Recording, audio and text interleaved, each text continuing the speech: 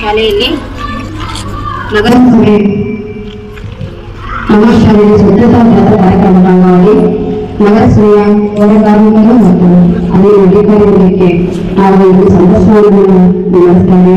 ಇಲ್ಲಿ ನಮ್ಮ ಶಾಲೆಗೆ ಎಲ್ಲರೂ ಆಗಿದ್ದಾರೆ. ಅವರಿಗೆ ನಮ್ಮ ಶಾಲೆಯ ಎಲ್ಲ ಶಿಕ್ಷಕರು ಪುಸ್ತಕಗಳ ಮೂಲಕ ಸ್ವಾಗತವನ್ನು ಕೊಡ್ತಾರೆ.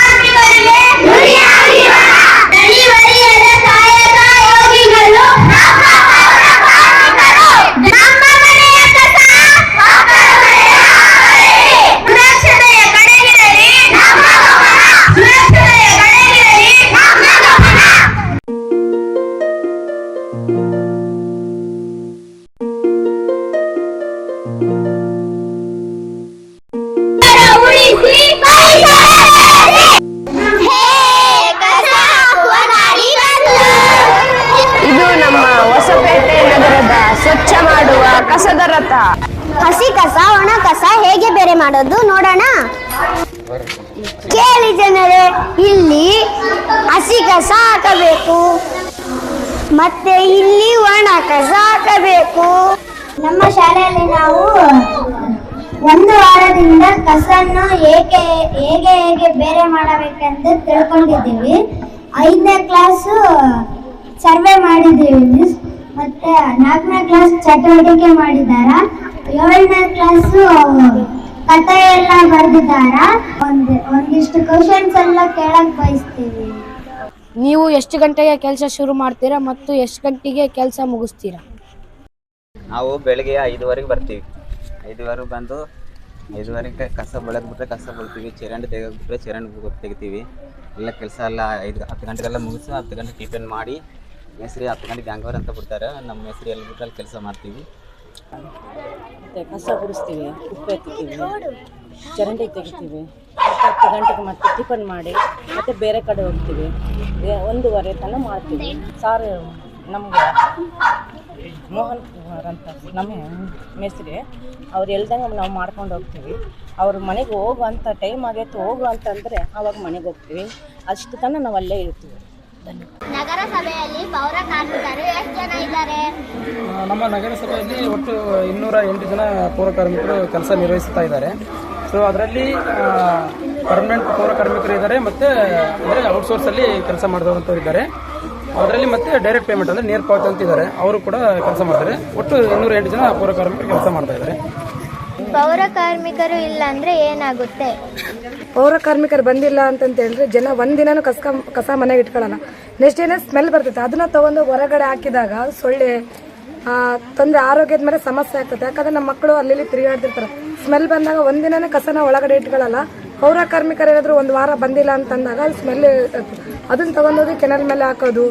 ಇನ್ನೊಂದ್ ಕಡೆ ಹಾಕಿದಾಗ ನೀರು ಹೋಗ್ತಿರ್ತವೆ, ಅಲ್ಲೆಲ್ಲ ಬ್ಲಾಕ್ ಆಗ್ತಿರ್ತಾವೆ, ಸೊಳ್ಳೆ ಉತ್ಪತ್ತಿ ಆಗ್ತದೆ, ಡೊಂಗೆ ಜ್ವರನ ಬರ್ತಾ ಇರ್ತವೆ. ಅದಕ್ಕೋಸ್ಕರ ನಾವು ಡೈಲಿ ಪೌರ ಕಾರ್ಮಿಕರು ಬರ್ತಾರೆ. ಮನೆಯಿಂದ ಎಷ್ಟೇ ಕಷ್ಟ ಆಗಲಿ ಅವ್ರಿಗೆ ಮನವೊಲಿಸಿ ಆ ಕಸನ ತಗೊಂಡು ಗಾಡಿಗೆ ಹಾಕ್ಸಿ ನಮ್ದೇನಿದೆ ಅಲ್ಲಿ ಡಂಪ್ ಮಾಡೋದು, ಅಲ್ಲಿಂದ ನಾವು ಶಿಫ್ಟ್ ಮಾಡ್ತೀವಿ. ಒಂದಿನ ಪೌರ ಕಾರ್ಮಿಕರು ಬಂದಿಲ್ಲ ಅಂತಂದ್ರೆ ಇಡೀ ವಿಜಯನಗರ ಜಿಲ್ಲೆಯಲ್ಲಿ ಸ್ವಚ್ಛತೆ ಆಗಲ್ಲ. ಅದಕ್ಕೆ ಎಷ್ಟೇ ಕಷ್ಟ ಆದ್ರೂ ಅವರು ಆರೋಗ್ಯವಾಗಿ ಆರಾಮಿಲ್ಲ ಅಂತಂದ್ರೆ ಪಾಪ ಪೌರ ಕಾರ್ಮಿಕರು ಬಂದು ಮನೆಯಿಂದ ಕಸ ತಗೊಂಡೋಗಿ ಎಷ್ಟೇ ಕಷ್ಟ ಆದ್ರೂ ನಾವು ಗಾಡಿಗೆ ಹಾಕ್ಸಿನೇ ತಗೊಂಡೋಗ್ತಾ ಇರೋದು. ಮೇನ್ ಏನಂದ್ರೆ ಪೌರ ಕಾರ್ಮಿಕರಿಲ್ಲ ಅಂತಂತ ಹೇಳಿದ್ರೆ ಯಾವ ರೋಡ್ ಆಗಲಿ, ಬೀದಿ ಆಗಲಿ, ಹಾಸ್ಪಿಟ್ಲ್ ಆಗಲಿ, ಬ್ಯಾಂಕ್ ಆಗಲಿ ಯಾವುದೂ ಸ್ವಚ್ಛತೆ ಆಗಲ್ಲ.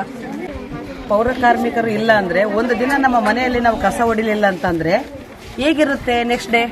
ಅದು ಸ್ವಚ್ಛತೆ ಇರೋದಿಲ್ಲ, ಹೌದಾ? ಅದೇ ರೀತಿ ನಮ್ಮ ಏರಿಯಾದಲ್ಲಿ ನಾವು ಕಸ ಹೊಡೆದು ಬಿಟ್ಟನಂದರೆ ಅದರಲ್ಲಿಂದ ಅಪಘಾತಗಳು ಆಗ್ತವೆ, ರೋಡಲ್ಲಿ ಅಪಘಾತಗಳು ಆಗ್ತವೆ. ಆಮೇಲೆ ರೋಡ್ ಕೂಡ ಕ್ಲೀನೆಸ್ ಇರಲ್ಲ, ಸ್ವಚ್ಛತೆ ಇರೋದಿಲ್ಲ.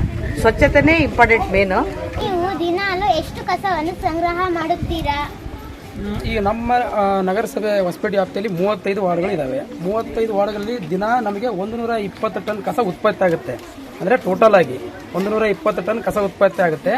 ಸೊ ಹಾಗಾಗಿ 120 ಟನ್ ಕಸ ಉತ್ಪತ್ತಿ ಆದರೆ ನಾವು ಅಷ್ಟನ್ನು ಕಲೆಕ್ಟ್ ಮಾಡಲಿಕ್ಕೆ ಸಾಧ್ಯ ಆಗೋದಿಲ್ಲ. ಹಾಗಾಗಿ ನಾವೇ ಮಾಡ್ತೀವಿ 120 ಟನ್ನಲ್ಲಿ 110 ಟನ್ನನ್ನು ನಾವು ಕಲೆಕ್ಟ್ ಮಾಡ್ತಾ ಇದ್ದೀವಿ. ಇವಾಗಲೂ ಕೂಡ ದಿನಾಲು 110 ಟನ್. ಎಷ್ಟು? 110 ಟನ್ನನ್ನು ನಾವು ಕಲೆಕ್ಟ್ ಮಾಡ್ತೀವಿ ದಿನ. ಹಸಿ ಕಸನ ಒಣ ಕಸನ ಬೇರೆ ಯಾಕೆ ಮಾಡ್ತೀರಾ? ನಾವು ಎರಡು ಕಸ ನಾವು ಮಿಕ್ಸ್ ಮಾಡಿ ಕೊಡೋದ್ರಿಂದ ಅದು ಏನು ಯೂಸ್ ಇಲ್ಲ, ಮರುಬಳಕೆಗೂ ಸಾಧ್ಯ ಇಲ್ಲ. ಇದು ಹಸಿ ಕಸನ ಡಿವೈಡ್ ಮಾಡಿ ಕೊಡೋದ್ರಿಂದ ಅದು ಕಾಂಪೋಸ್ಟ್ ಮಾಡ್ಬೋದು. ಒಣ ಕಸದಿಂದ ನಾವು ವೆರೈಟಿ ಕಸ ತೆಗಿತೀವಲ್ಲ, ಅದರಿಂದ ಮರುಬಳಕೆ ಕಳಿಸ್ತೀವಿ. ಅದೆಲ್ಲ ಮಾಡ್ಬೋದು. ಒಂದೇ ಮಿಕ್ಸ್ ಕೊಟ್ರೆ ಏನೂ ಯೂಸ್ ಇಲ್ಲ, ಅದು ಸುಮ್ಮನೆ ವೇಸ್ಟ್ ಆಗಿ ಬೀಳುತ್ತೆ. ಹಸಿ ಕಸವನ್ನು ಮರುಬಳಕೆ ಮಾಡಬಹುದಾ? ಇವಾಗ ಹಸಿ ಕಸ ಮರುಬಳಕೆ, ಇವಾಗ ಹಸಿ ಕಸ ಒಣ ಕಸ ನೀವು ಬೇರೆ ಬೇರೆ ಮಾಡಿ ಕೊಡ್ತೀರಾ. ಹಸಿ ಕಸನ ಮರುಬಳಕೆ ಮಾಡ್ತೀರಾ, ಒಣ ಕಸನ ಮರುಬಳಕೆ ಮಾಡ್ತೀರಾ?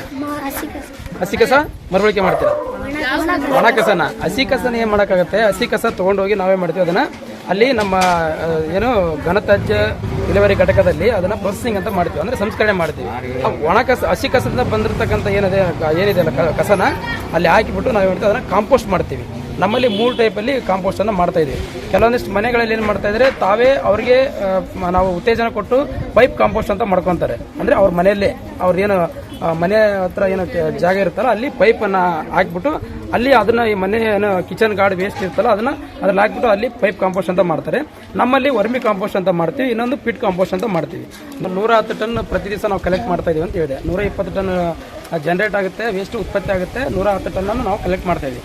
110 ಟನ್ನಲ್ಲಿ 70 ಟನ್ನು ನಮಗೆ ಹಸಿ ಕಸನೇ ಬರುತ್ತೆ.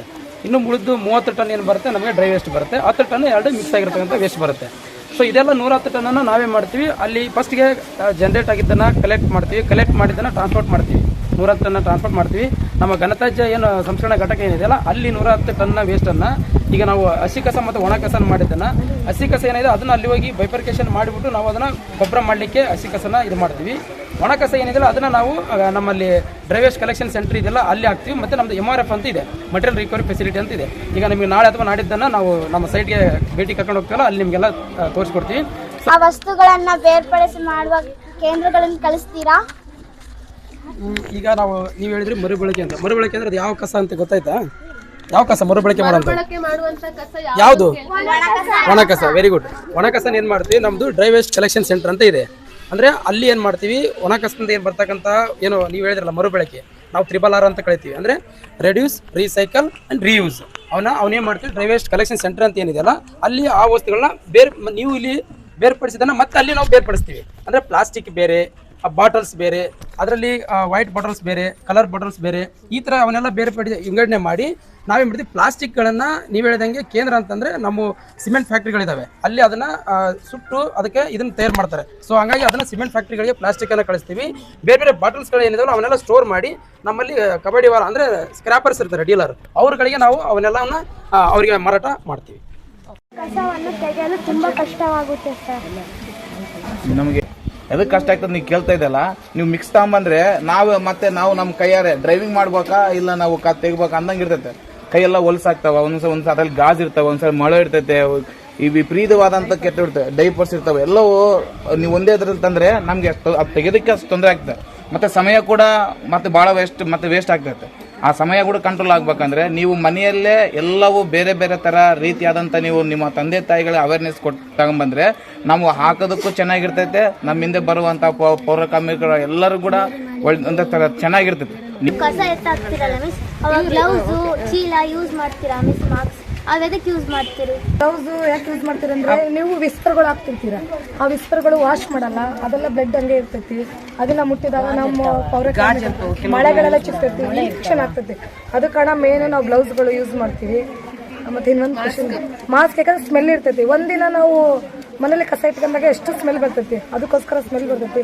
ಇನ್ಫೆಕ್ಷನ್ ಆಗಬಾರ್ದು ನಮ್ಮ ಪೌರ ಕಾರ್ಮಿಕರಿಗೆ ಇನ್ಫೆಕ್ಷನ್ ಆಗಬಾರ್ದು ಅನ್ನೋ ಕಾರಣಕ್ಕೆ ನಾವು ಗ್ಲೌಸ್ನ ಮತ್ತೆ ಮಾಸ್ಕ್ನ ಯೂಸ್ ಮಾಡ್ತೀವಿ. ಬರೀ ಗ್ಲೌಸು ಮಾಸ್ಕು ಒಂದೇ ಅಲ್ಲ, ಅವ್ರಿಗೆ ನಾವು ಈಗ ಚರಂಡಿಯಲ್ಲಿ ಇಳಿದು ಚರಂಡಿ ಕ್ಲೀನ್ ಮಾಡ್ತಿರ್ತಾರೆ, ಅವಾಗ ಅವರಿಗೆ ಗಮ್ ಬೂಟ್ ಕೊಡ್ತೀವಿ.